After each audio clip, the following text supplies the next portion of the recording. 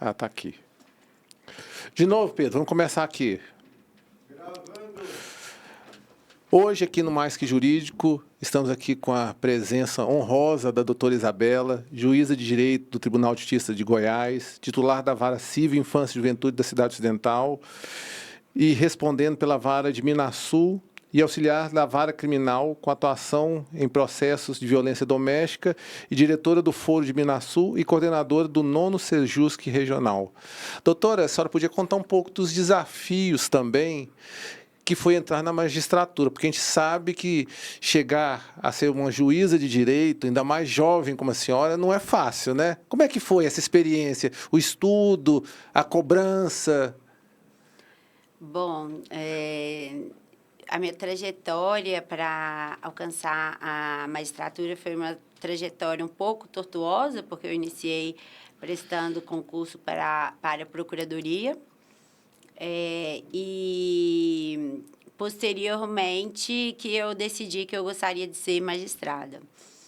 E quando eu decidi ser magistrada, eu prestava concursos para a magistratura e para o Ministério Público, inclusive por serem matérias muito parecidas, mas eu não tinha tanta ciência que eu gostaria de ser juíza, como hoje eu sei. E todos me perguntam se, depois que eu entrei na magistratura, se eu gosto da minha profissão. E hoje eu não me vejo fazendo outra coisa.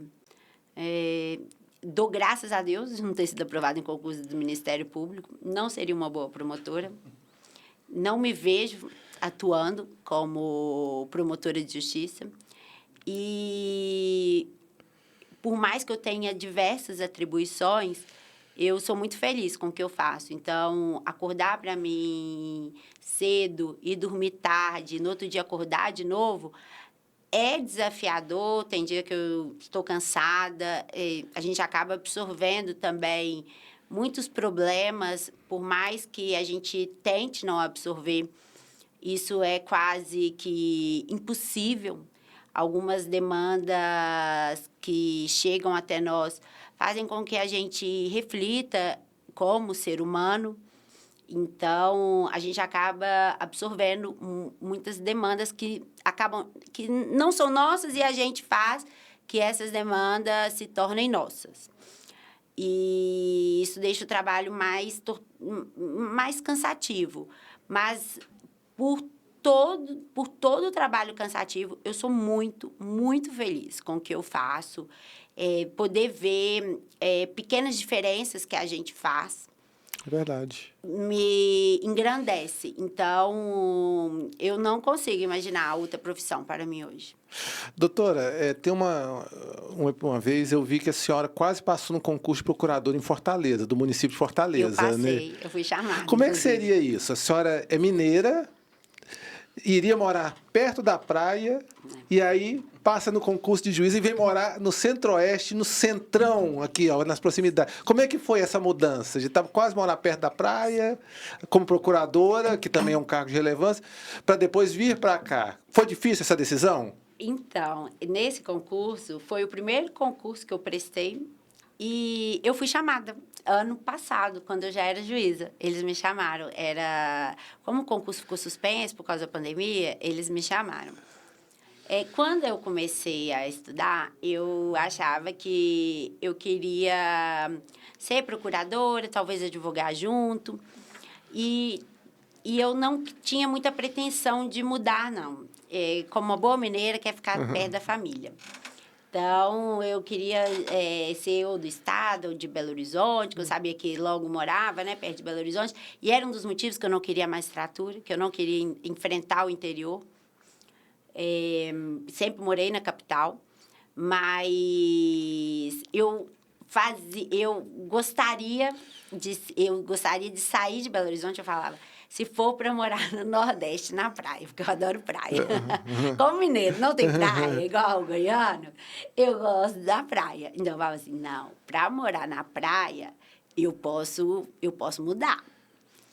E aí vim para Goiás. Eu ter feito, ter prestado o concurso do Tribunal de Justiça de Goiás foi por muito acidente. Eu não queria vir na época, não conhecia Goiás. E quando eu entrei, foi uma excelente surpresa na minha vida. Eu estava no concurso do Tribunal de Justiça de Minas, eu abandonei o concurso. E ano passado, eles me chamaram como procuradora de Fortaleza. Mas, na época, eu não consegui recusar de imediato. Eu fui perguntar como que era a carreira. Depois de tanto tempo, falei assim, será? Mas eu fui perguntar. E eu sei que tem uma carga horária menor. E como mulher, você acaba até pensando, você fala, será que eu vou dar conta disso por muitos anos na minha vida? Se eu tiver filhos, se for construir família? Mas, como eu disse, é nítido que eu gosto do que eu faço, então não tem... Na hora que eu pensei em mudar de atribuições, eu fiquei imaginando eu acordar e não ter essas minhas atribuições e ter outras atribuições, eu vi que eu não seria feliz. Até porque eu fico pensando assim, nesse primeiro momento, quando a senhora fez esse concurso lá para ser procuradora na prefeitura de Fortaleza, acordar com aquela vista da praia, né, morar na beira da praia, e depois vir para o interior, e o primeiro lugar que a senhora chegou a assumir foi em Minaçu, né, que foi onde a senhora... Deve ter sido um choque também. E ter saído da capital, né? Ter saído de Belo Horizonte, que é uma capital grande, uma das maiores capitais do Brasil, para ir para o interiorzão de Goiás, eu imagino que deve ter sido um choque de... E assim, eu achava Belo Horizonte uma roça grande. Eu não queria morar em Belo Horizonte. Eu queria morar em São Paulo, na capital, porque minhas amigas que foram para a iniciativa privada, todas moram na capital. Meu irmão mora na capital, então todos moram ali naquela região. E eu adoro, eu sou bem cosmopolita, eu adoro cidade grande, barulho, gente. E aí, quando eu passei aqui em Goiás, Goiânia é muito parecido com Belo Horizonte, muito parecido. É verdade. Eu comentava com meus amigos, isso só pode ser karma. Isso só pode ser karma de eu ter passado igualzinho, numa cidade muito parecida com a cidade que eu cresci e que eu falava que eu queria mudar. Mas eu sou super feliz, assim, não me vejo atuando em outro local, não tenho intenção de mudar, gosto muito. E os desafios do interior, eu enfrentei como aprendizado.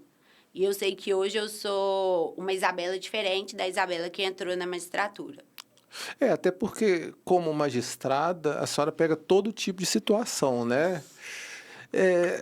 Fala um pouquinho para a gente aqui, até por uma curiosidade, até para as pessoas verem, como é que a senhora se sente emocionalmente em determinadas ações? Tipo uma ação de curatela, numa vara de família, numa ação de guarda. Como é a senhora se emociona ou a senhora segue aquela risca mesmo do magistrado? Algumas ocasiões, o magistrado ele tem que ser imparcial. O magistrado não é neutro. Eu sempre digo essa frase que é do Fred Didier.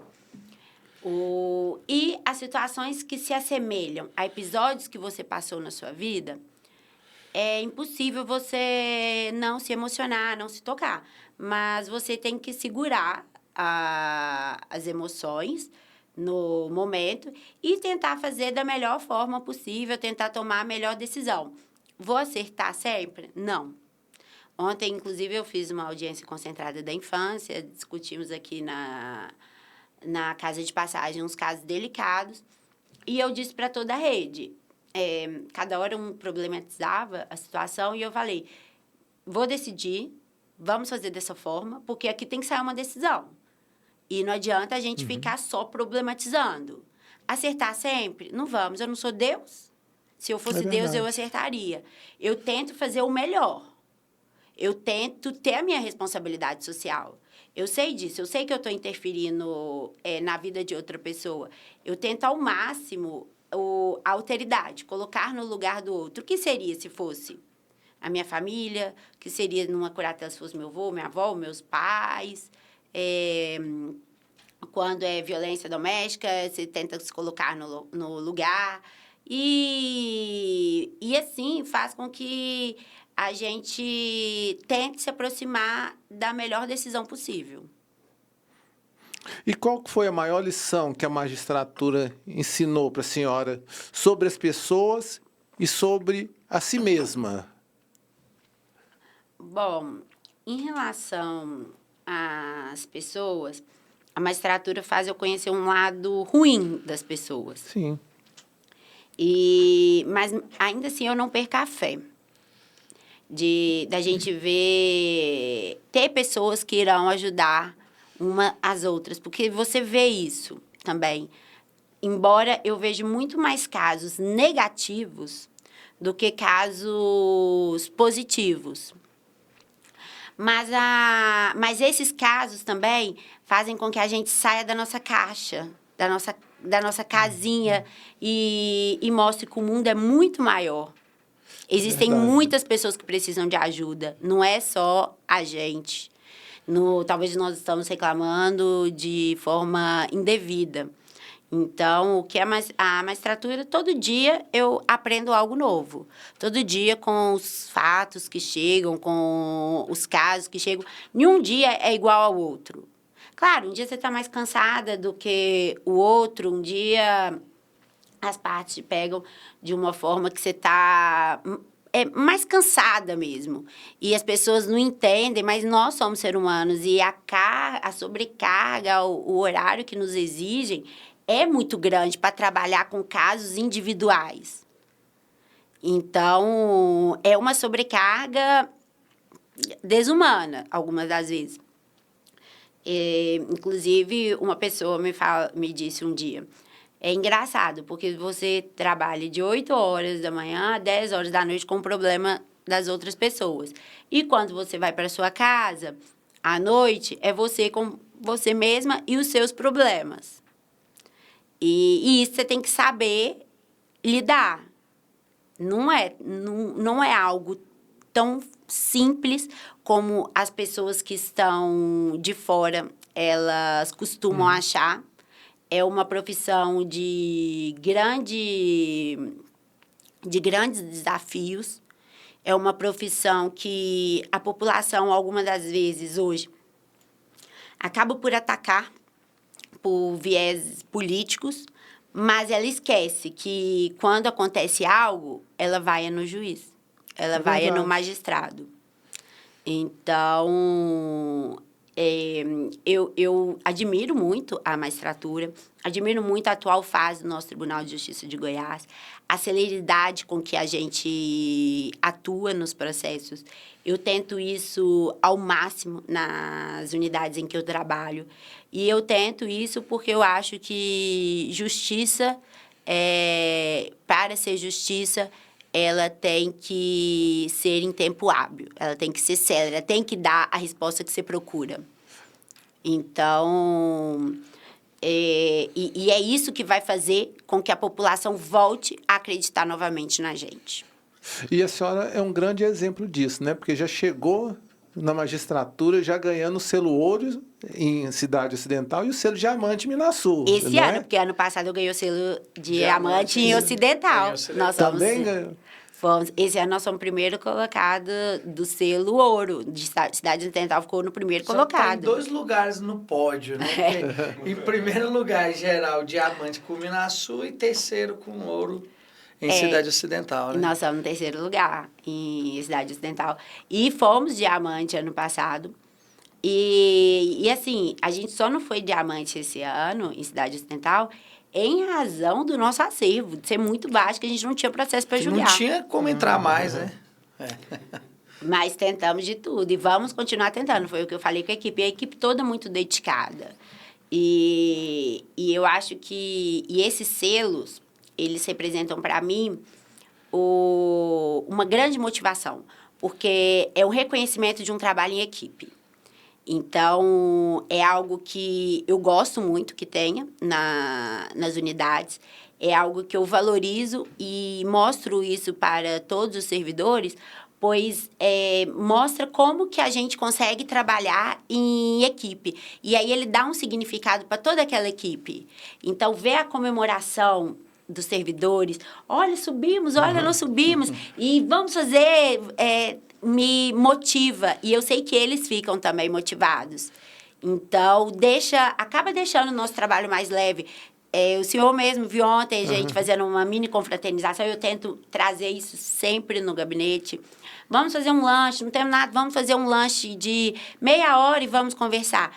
Isso faz com que a gente deixe os nossos dias um pouco mais leve e nos aproximam. É verdade. Deixa eu só ver uma situação. Às vezes a gente olha muito cargo e esquece da pessoa, né? A gente fica assim, a doutora Isabela, né? E a gente vai esquecendo da Isabela. É até estranho falar que Isabela. Mas é só para falar uma coisa. Eu lembro que quando as audiências de mediação, elas eram presenciais, e a gente não tinha essa figura dos conciliadores externos, e aí eu passava o dia fazendo aquelas audiências de família, aí eu sentia aquele peso. É terrível, sabe? Você passar o dia ouvindo os problemas das pessoas e aí você tentando dar solução a isso. E muito mais a senhora que é a juíza. Mas aí depois de um tempo eu pensei assim, eu tenho que de alguma maneira ter uma válvula de escape, eu tenho que desanuviar. E às vezes eu falava em casa, eu vou pedalar sem destino. Ou sair pedalando aí até eu esquecer e tranquilizar. E o que a Isabela faz para desanuviar, para descarregar dessa carga emocional dos processos, das coisas que a senhora tem que lidar? Eu faço corrida atualmente. E é exatamente isso. Pelo selo, eu trabalhei 2 meses intensos de conciliação de família agora, nos 2 últimos meses. Com 20 audiências no dia de família e conflitos de guarda, alimentos e todos os tipos de conflitos. E no final eu senti aquele peso. Mas nos últimos dias que estavam próximos, eu falei, eu preciso parar um pouco de fazer essas audiências, porque você começa o seu subconsciente entende que relacionamento afetivo é conflito, as pessoas são conflitos, e você só quer paz, tranquilidade. Quando me perguntam, eu falo, eu quero paz, tranquilidade. E uma das formas, por mais engraçado e ironia do destino que seja, lutei tanto para passar com uma estrada, chorei tanto, e hoje minha maior válvula de escape, além do que eu faço atividade física, quando eu estou muito cansada, é ir para Belo Horizonte, para minha casa, e assistir Netflix no quarto dos meus pais. Eu não quero mais nada. E o que a senhora assiste? E assisto séries, eu gosto bastante de séries. E quando eu estou muito, muito triste, eu sou fã de Friends. Sempre acompanhei, maratonei. Eu sempre assisto alguns episódios, porque eu acho que o Friends representa a vida de amigos que não deram certo, que eles não imaginavam que eles estariam em uma posição em determinada situação, e eles estavam, e eles fazem isso de uma forma divertida, cada um com a sua característica. Então, eu sempre gostei muito disso, porque a gente sempre planeja algo para as nossas vidas, não acontece dessa forma, e a gente tem que fazer esse caminho, essa trajetória de uma forma divertida. E mudando um pouco de assunto, doutora, sobre essa questão hoje que foi até discutido na Câmara Municipal, a questão da violência doméstica, né? A senhora é uma das grandes lideranças do Tribunal de Justiça, das magistradas que coordenam isso e que levam isso firme. Aonde a senhora chega, a senhora mostra a que veio. Como é que a senhora vê isso hoje na nossa sociedade? Bom, eu comecei a violência doméstica porque eu atuava na vara criminal. Minha primeira vara mesmo foi a criminal de Minasul e muita violência doméstica.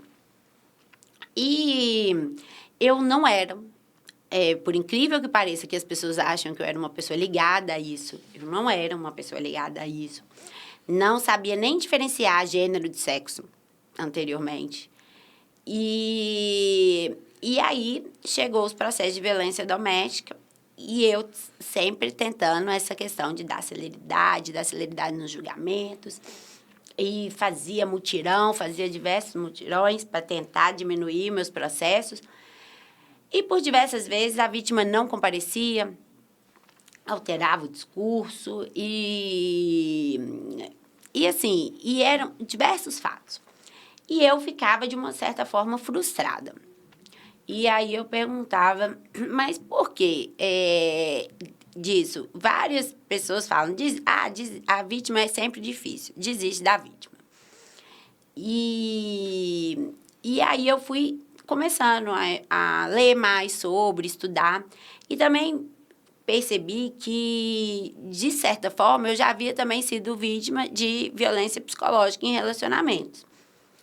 E aí eu pensava, se eu, Isabela, que me considero uma mulher forte, uma mulher que sempre soube o que quer, já me submeti a esse papel, e essas pessoas que não estão com a vida não estão com a vida definida, não sabem direito qual rumo, será que não falta um pouco de alteridade de eu me colocar na situação delas?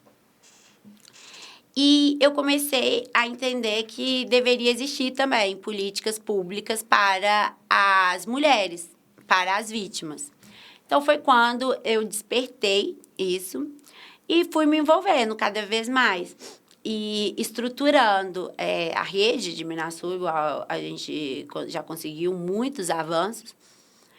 E isso hoje, de certa forma, me orgulha muito na minha trajetória como magistrada. Pois eu fui colocada num município no norte de Goiás, muito machista, com diversas dificuldades, e ver que eu consegui mudar um pouco a realidade daquele município, ver a própria primeira-dama da cidade vir me cumprimentar e falar, doutora, quando a gente vai em encontro de municípios, a gente vê o quão avançado nós estamos. E ver tudo isso, ver que os próprios advogados hoje me agradecem, depois de diversos embates, eu fico muito feliz, porque é quando eu vejo o meu trabalho. E nesses grupos reflexivos que eu estou criando, que é a minha política pública do meu mestrado, no UFG, inclusive pretendo já começar ano que vem em Cidade Ocidental, foi muito impactante. Nós já vamos para a segunda edição do grupo, pois eu vi mulheres que houve tentativa de feminicídio, mulheres que estavam corriqueiramente nas audiências, que haviam sido agredidas 1, 2, 3 vezes, e elas se abrindo. Foi um momento muito especial, mas a gente sabe que muito tem ainda para fazer. E aí é quando você começa é o meu discurso, se colocar no lugar do outro. Como que a violência doméstica é cruel? Eu não imagino ter medo de voltar para casa. Porque na nossa casa, ela é o nosso refúgio, como eu disse hoje no meu discurso. Sim. Quando você está cansado, você pensa, vou para minha casa. Quando aconteceu algo ruim na rua, você fala, não, eu vou para casa, hoje eu preciso da minha casa, preciso descansar. E aquele local é retirado. Eu não sei o que deve ser, eu não imagino como deve ser. Então, é um nível de crueldade muito grande. Inclusive, uma psicóloga me disse que as vítimas de violência, elas vivem o mesmo estresse de uma pessoa que acabou de chegar da guerra. É o mesmo estresse, é transtorno, me fugiu o nome, mas eu sei que é o mesmo estresse psicológico. E no grupo agora, algo que me chamou a atenção é que no último, com qual mensagem você sai daqui? E cada uma escreveu, e uma escreveu, morrer. Foi algo que todas nós nos assustamos, mas pelo menos ela falou, que antes nem falar elas falam. Pelo menos ela falou. Então, tem toda uma vida ali frustrada. Não só que ela viveu com medo, ela teve todo o seu destino traçado frustrado. Todo um planejamento familiar frustrado. E isso é muito complicado. É por isso que eu acredito que a gente tem que ter mais políticas públicas. Tem que ter mais políticas públicas inclusivas, não assistencialistas. Políticas públicas que deem a chance delas mudarem a vida. Claro, vai ter pessoas que vão mudar, vai ter pessoas que não. E não políticas públicas também, que a gente tem que tomar cuidado, revitimizantes. 5% de cota na empresa para a vítima de violência doméstica. Imagina. Todos vão apontar naquela empresa. Ela já chega estigmatizada, totalmente, né? Estigmatizada. Eu já vi diversas inibida, às vezes, também, de estar ali, né? Totalmente estigmatizada. Totalmente. Temos que ter políticas públicas que vá permitir ela a ter a autonomia, que vá conceder a oportunidade, porque muitas não tiveram nem a oportunidade. E políticas públicas que irão dizer: você foi episodicamente uma vítima. Você não é a vítima da sua vida. Nem para sempre, né? Exatamente. Então, é isso que eu acredito. Eu sei que são diversos desafios. Sei que o Poder Judiciário sozinho não vai conseguir. Por isso que eu acredito muito na importância de todos juntos. OAB, Poder Judiciário, Ministério rede, né? Público, Poder Legislativo, Poder Executivo, todos têm que conversar. Por isso que a minha postura como magistrada é o diálogo aberto. Eu sou uma magistrada que é aberta a receber, a conversar, porque não existe mais o juiz de gabinete. Não pode existir o juiz de gabinete. O juiz de gabinete, ele é afastado da realidade social. O juiz de gabinete concede uma decisão que ele não sabe o que acontece no município dele. E não é isso que a gente quer. Eu não posso conceder uma decisão afastada da realidade da cidade ocidental e dentro da minha realidade apenas. Isso, eu estou cometendo uma grande injustiça. E não foi para isso que eu estudei. Eu achei muito bacana o dia que a senhora procurou o prefeito da cidade ocidental para levar o programa, né? Dessa parceria do Poder Executivo com o Poder Judiciário, de somar forças para poder ir em prol das mulheres vítimas de violência doméstica, né? Com os grupos reflexivos e disponibilizando o plenário do fórum onde é feito o júri, né? Eu nunca tinha visto isso. Então, eu achei assim de uma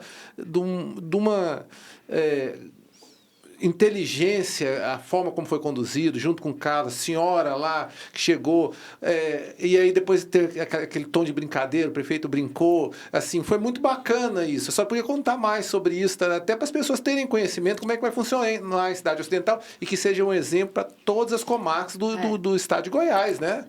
Na verdade, a gente quer implementar o grupo e a gente está querendo implementar um projeto novo que está em um andamento muito bom, no Tribunal de Justiça. É o Sejusc Lilás, o Carlos está comigo nesse projeto, pois essa ideia surgiu como? Sempre é das minhas atuações. E é por isso que eu não gosto de fugir de atuar também na violência doméstica. Por exemplo, na Semana pela Paz em Casa, eu faço mais de 60 audiências. Eu não gosto de sair das audiências, porque é das audiências que eu vejo a realidade. E em Minasul, o promotor me chamou e falou: doutora, sabe as indenizações? Elas que o Ministério Público pede, a senhora concede nas sentenças, elas não estão perdidas. Eu também estou atuando em Águas Lindas e eu estou vendo que elas estão perdidas. Ninguém faz nada. Elas não têm como executar. Na época, minha escrivã que me chamou e falou: doutora, tem muitas mulheres indo na escrivania perguntando como que recebe esse dinheiro. É um título executivo judicial, elas não podem ir para o juizado. Elas precisam de advogados. E aí eu pensei, a gente tem que trazer isso, então, pro extraprocessual. Algo que que irão antes para poder dar efetividade a essas indenizações. Senão, essas indenizações nunca serão recebidas. Isso vai continuar da forma como está. E aí eu pensei em criar o Sejusc Lilás. Só que a mediação dentro da violência doméstica, ela é algo muito polêmico. E eu, como integrante do Fonavid, tenho um enunciado do Fonavid que permite a mediação na violência doméstica familiar. E o Fonavid é o Fórum Nacional de Violência Doméstica. E são juízes do Brasil inteiro. Juízes mais velhos, inclusive, acho que eu devo ser uma das mais jovens do Fonavid, que eu estou representando o Centro-Oeste. E todos discutindo muito. Uns cabe, outros não cabe. Vamos revogar, não vamos revogar. E eles trouxeram uma defensora pública de São Paulo para conversar com a gente sobre, para saber se a gente revogava ou não esse enunciado. E ela chamou atenção sobre a facilitação assistida, defendida pela Célia Bittencourt. E essa facilitação assistida seria uma mediação, mas diferente. Diferente por quê? Ninguém quer reconciliar. Mediação, qual é o princípio da mediação? Vamos reconciliar. Ninguém está querendo. Restabelecer a comunicação. O vínculo. Perdida, é o vínculo. Mas Ninguém quer aqui isso restabelecer. com os grupos reflexivos, ele não acaba nos ajudando nos grupos reflexivos? Ou Não, mesmo assim ainda... pode. Os grupos reflexivos para homem, que você está dizendo? Sim, no geral. Para homem, não é. Ninguém quer restabelecer ciclos. E esse vínculos, melhor dizendo.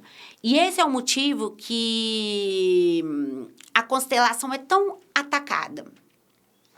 Pois a constelação, ela tem por objetivo restabelecer os vínculos, entender por que houve aquelas demandas familiares. E não se quer isso. Pois a mulher ela já está numa situação de vulnerabilidade. Uhum. Os grupos é para que os homens entendam. Porque os homens, eu não gosto nem de usar a palavra agressor, autor da violência. Ele cresceu vendo situações de violência dentro de casa, dentro da sociedade, reproduziu algumas falas machistas do patriarcado. Eu cresci assim também. Então, ele não vê aquela situação como como se ele tivesse cometido um crime. Já ouvi falar, mas ela é custosa. Já ouvi falar, senhora está querendo dizer que eu cometi crime? Eles não conseguem ver. Eles não conseguem. Verdade. A linguagem de amor deles é essa. É essa. Se o filho cresceu com o pai batendo na mãe, para o filho, a linguagem de amor dele é essa. Essa é a linguagem de amor. Se trata normal, né, doutora? Está dentro da normalidade dele. E ele tem que entender essa questão de gênero. Entender que isso foi uma construção social. Eu também achava antes que era mimimi. Eu também. Não vou negar. Falava, isso é mimimi. Não, não é mimimi. A gente foi totalmente inserido dentro desses padrões sociais. E cabe a ele também entender. Isso é o que trabalha-se no grupo, ser flexivos para homens. Só que por que o do grupo das mulheres é mais mais desafiador ainda? Porque o homem, ele é obrigado a participar. Seja numa decisão de medida protetiva de urgência ou numa sentença. Se ele não praticar, novo crime. A mulher não. Então, nós temos que ter o dobro de incentivo. Na verdade, o triplo, porque ela não tem nem a mulher. A voluntariedade é total dela. O cara vai obrigado, né? Até que depois eles gostam, pede. Eu posso continuar? Sim. Mas ela é totalmente. E ainda tem os desafios. Como deixar crianças? Como que eu vou deixar as crianças? Para participar do grupo, né? Temos que ter pessoas, igual lá em Minasul, enquanto está fazendo o grupo, fica uma pessoa da delegacia ajudando a cuidar das crianças. E a mulher é tão questão de autocuidado, eu gosto de citar esse exemplo. Pequeno, o grupo, tanto da mulher quanto dos homens, o Poder Executivo, a Prefeitura oferece os lanches. Para eles chegarem, é um momento de acolhimento. Então, a gente tem... Eu sempre acho que a comida é um acolhimento. Não, tá quase cientificamente comprovado que a questão do lanche nos grupos reflexivos é algo que é quase que obrigatório, que agrega, o cara vai ali, ou a mulher vai por aquilo e acaba Isso. participando de tudo. E é uma questão, já é um momento de acolhimento. Empático. O homem chega, ele lancha, faz o grupo, vai embora. A mulher, o que vocês acham? Ela chega, lancha, a gente deixa lá. Aí acaba, a gente fala, querem levar? Ah, pode levar para meus filhos? Ah, que bom. Os copinhos saem todos cheios. Para o meu filho, para que não veio, não para minha vizinha. Acaba. O homem, não teve nenhum homem que levou. E nenhum homem que quis levar. Sabe uma experiência engraçada que eu tive com um grupo reflexivo para homens? Em Goiânia, em um dado grupo lá, a gente foi falar, aí aquela questão que ninguém dá o que não tem. Era para falar o que eles entendiam por respeito. A maioria não sabia dizer. Define o que é respeito para você. Não sabia dizer. E aí traz uma reflexão muito grande. Assim, se a pessoa não tem aquilo, como é que ela vai oferecer? É verdade. E se explica muita coisa, sabe? Então, é toda essa carga que a pessoa, ele vai tendo já desde da infância, espelhando aquilo que ele viveu ou que ele não teve, se não se trabalhou, se não viveu respeito em casa. Ele não vai conseguir respeitar uma mulher depois. E aí essa questão dos grupos é um ponto importante, que a gente está aqui no exercício de fala, e como que isso é libertador, falar. E a gente dá essa oportunidade das mulheres poderem falar, verbalizar, colocar para fora. E os homens também. E o homem é mais fechado, nós somos assim, mais fechados, mais duros. E no grupo dos Mas homens... sem querer te cortar, Claro. já te cortando, Carlos, deve sair cada coisa de contar o grupo só de mulheres ali, né? É o momento que elas falam. E uma das passagens, o segundo encontro, a gente começa a abordar a distorção cognitiva. Então, a gente passa aquele filme, É Assim que Se Acaba. Não sei se vocês já tiveram a oportunidade de ver. Colin Hoover, do livro dela, né? E, assim, esse filme me dá um nó, porque no final, quando ela decide ainda romper com o relacionamento, eu pensei, nossa, que mulher forte, porque eu acho que eu não romperia. Porque, assim, você tem todo aquele desenho da sua família margarina e aí você sempre... Você fala, deixa passar. É melhor deixar passar, porque eu vou ter uma família perfeita para a sociedade, para mostrar na sociedade. E esse filme, eu acho ele muito marcante. Então, a gente pegou diversos episódios desse filme. E esse filme trabalha quando ela se culpa. Ela não consegue nem ver a realidade como ela foi. E por diversas vezes eu já vi isso. Ele apenas agiu em legítima defesa. O que eu tenho de legítima defesa, vocês não acreditam, dela contando. Teve um dia que eu perguntei, a senhora acha mesmo que causou medo nele com um rodo? A senhora viu o tamanho dele? Nossa, ele estava muito amedrontado. Por isso que ele me agrediu. E exatamente fala isso, da distorção cognitiva no filme. Quando ela só consegue ver no final que aquelas agressões foram agressões e não foram sem querer. E quando acaba, a gente fez uma sessão pipoca, Coca-Cola e tudo. Quando acaba, estão todas chorando. E aí uma começa a falar, comigo era assim mesmo. Nossa, eu sempre me culpei. Aí começa um caso. Quando uma fala, a outra quer falar, e aí elas começam a trazer toda aquela situação que está na garganta delas e que numa audiência elas não vão trazer. Não adianta. Elas não irão trazer. Vai ser, não, a culpa foi minha. Não teve isso. Eu caí. Esse que está no relatório médico, eu caí. Mas foi aqui no seu rosto. Eu caí e bati a cara. Então, elas não vão trazer. É algo que é muito mais profundo. E é por isso que é o Sejusque, um dos motivos que a gente foi procurar apoio no Sejusque Lilás, que a gente precisa de uma psicóloga, uma assistente social. O primeiro contato delas tem que ser com elas. Não é comigo em uma audiência. Fale que eu estou com o tempo contado. Não é.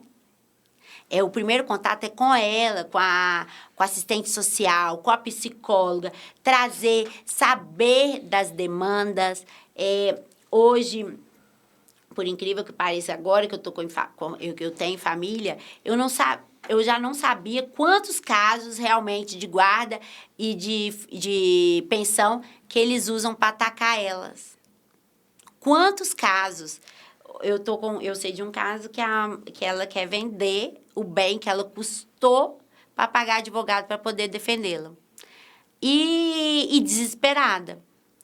Então, eles usam os filhos para atacá-las, para impedir. E hoje foi por isso o discurso lá na homenagem que a secretária falou, em tom de desabafo do que ela já viveu, mas é porque elas são, muitas das vezes, são atacadas por meio dos filhos. E é por isso que o Sejusc Lilás vai atuar de forma extrajudicial em questões de guarda, alimentos, tentar trazer essa proteção antes e não precisar, talvez, nem chegar no judiciário. Porque a questão de chegar no judiciário, para algumas pessoas que são mais humildes, eu vou lá no fórum... É verdade. Eu não vou no fórum. Não, pelo amor de Deus. Ainda existe um estigma ainda do Poder Judiciário. E eu falo isso principalmente ainda em relação ao que eu não sei de Cidade Ocidental, das nossas mulheres negras, mas as mulheres negras, as mulheres que são quilombolas, elas não acreditam no Poder Judiciário, no Estado em si. As demandas nem chegam para a gente. As demandas nem chegam para a gente. Então deve acontecer cada coisa, então, que a gente nem imagina entre com ali, certeza, né? Com certeza. Eu sei disso e me chamou a atenção, porque eu também, como uma mulher branca, sempre achava que o discurso delas era enviesado por total ignorância minha. E em uma semana pela paz em casa, nós fizemos em Minasul com as mulheres negras. E quando a liderança delas falou, doutora, a senhora está fazendo diversas audiências, mas o meu povo não está aqui. As minhas mulheres não estão aqui. Aí eu comecei a refletir. Falei, gente, eu não estou vendo mesmo. Não estou vendo, não estava vendo, assim, o horror. E aí foi quando ela falou, mas elas não acreditam no Estado. Tem uma que recebe ameaça, ele passa a faca todo dia na garganta dela, falando que ela vai matar. Mas se a gente falar para elas virem aqui, elas acham que não vai resolver, que a coisa só vai piorar. Então, a gente não recebe ainda. A gente tem muito, enquanto sociedade, o que enfrentar. Muito. São diversas particularidades que deverão ser enfrentadas.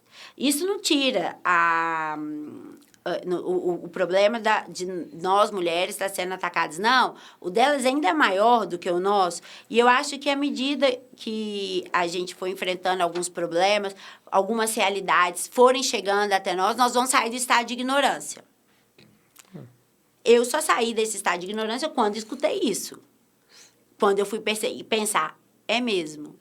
O problema delas é um pouco maior ou muito maior, é diferente do meu. E eu tenho que achar de parar, porque a gente sempre traz para o mimimi. É mais fácil trazer para o mimimi do que sair do nosso estado de ignorância. E a senhora falando, já aconteceu algumas clientes que já chegaram no escritório, e eu falei, por que você não registrou uma ocorrência policial e pediu a medida protetiva? Eu falei, não, porque eu não acredito. Sim. Já teve 2 casos, uma falando que não acreditava e outra ficou com medo. Falou assim, deu registrar e ele ainda vinha me matar. Eu não via ter a medida protetiva e eu ainda ser assassinada pelo meu companheiro, ou meu ex-companheiro. Exatamente. Então, são situações que nos colocam, que fazem a gente refletir e nos fazem entender que a gente ainda tem muito que avançar nesses casos. E aí, Carlos? Sua opinião? Olha, na verdade, é uma pergunta aqui para a doutora, se me permite, uma avaliação. Claro. A gente hoje estava falando lá na Câmara desse crescimento, né? Os índices aqui em Goiás, particularmente, todos os outros índices de violência reduziram e no que se refere ao de violência contra a mulher, subiu. E aí tem toda uma discussão, e isso é terrível para nós, se na verdade, sempre existiram esses dados, mas eram subnotificados, ou se realmente houve um aumento. Porque antes isso era tudo colocado, por exemplo, no balaio do homicídio. Homicídio, homicídio. E aí não se tinham dados concretos com relação à questão de mortes de mulheres assassinadas, né, ali por homens. E aí, com a publicização disso tudo, começou-se uma discussão se isso sempre foi alto, ou se aumentou, ou se, na verdade, tinha uma subnotificação e agora as mulheres estão trazendo isso tudo à tona. A gente trabalha no judiciário, todo plantão é impressionante. O plantão do judiciário, acho que 90%, doutor, dá para cravar que é casos de medida protetiva e violência doméstica. Aí, qual que é a avaliação da senhora? O que a senhora, a avaliação que a senhora faz disso? A senhora entende que é algo que foi subnotificado e as mulheres agora estão tendo essa coragem de levar à frente isso? Ou realmente houve um aumento? Qual que é o pensamento da senhora sobre isso? Bom, eu acredito que havia uma subnotificação.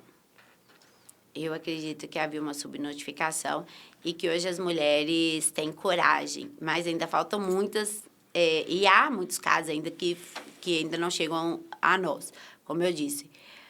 Mas, de uma certa forma também, teve a questão da pandemia, que eles falam que aumentou. Teve a questão que a sociedade está um pouco confusa. E não apenas conflito entre homens e mulheres, conflito entre pessoas. Parece que a sociedade está menos tolerante. Essa questão de toda... Não sei se a grande quantidade de informação, rede social, se nós, seres humanos, não estamos sabendo lidar muito bem com isso. Inclusive, a depressão é algo que mais... A doença que também, uma das doenças que mais aumentou, né? Então, eu penso que pode ser isso também, dessa confusão mental que existe hoje dentro da sociedade, do próprio homem que está com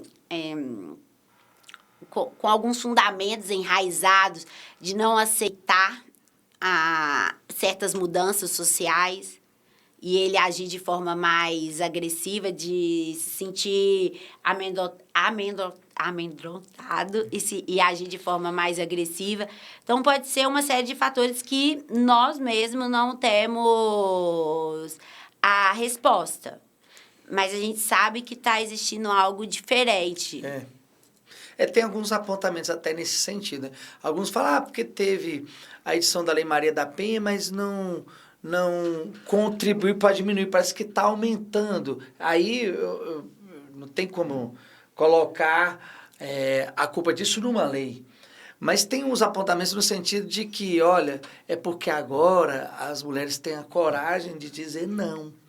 E nessa coragem de dizer não, muitos homens não estão tendo ali uma inteligência emocional, vou colocar aqui de forma mais branda, para poder aceitar. E aí se debruça em cima da violência. Mas não só eu acredito que a inteligência emocional, não só em relacionamento a homem e mulher, as pessoas estão menos tolerantes, no geral. As pessoas estão menos tolerantes. Então, eu acho que isso pode contribuir muito também para essa violência, porque as pessoas menos tolerantes, e existindo essa diferença biológica entre homem e mulher, uma pessoa mais agressiva vai causar uma violência. Então, eu acho que são uma série de fatores, e é por isso que, sendo um problema tão complexo, necessita de atitudes interligadas para tentar reverter essa situação. E a senhora falou sobre a questão da tolerância das pessoas.